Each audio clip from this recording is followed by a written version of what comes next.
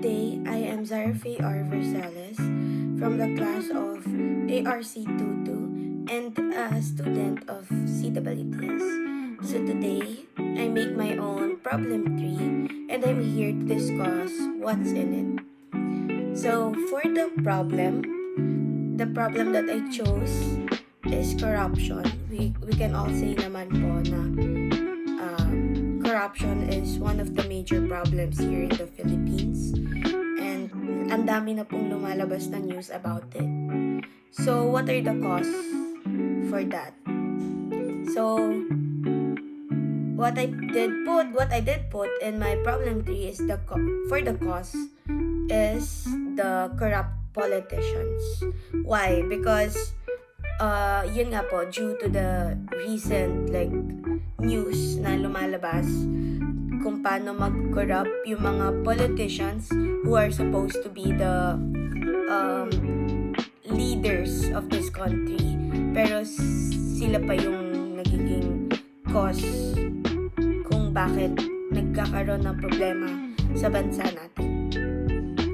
So for the effects, I did put poverty. Well, actually there's a lot of effects pa sa mga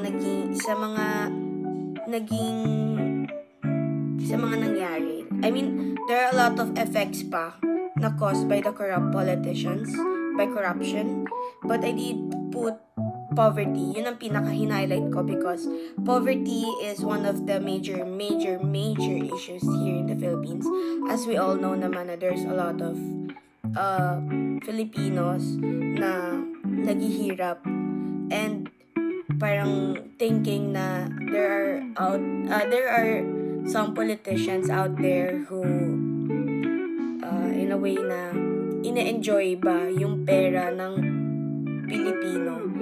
Nakakagalit siya as a Filipino, nakakagalit siya kasi dapat yung pera na yon is supposed to use sa magagandang bagay, which is to help the Filipino community, but since they are corrupt, ito po yung nangyayari ngayon sa Pilipinas. And I hope that every Filipino now is aware kung ano talagang ginagawa ng mga politicians na to.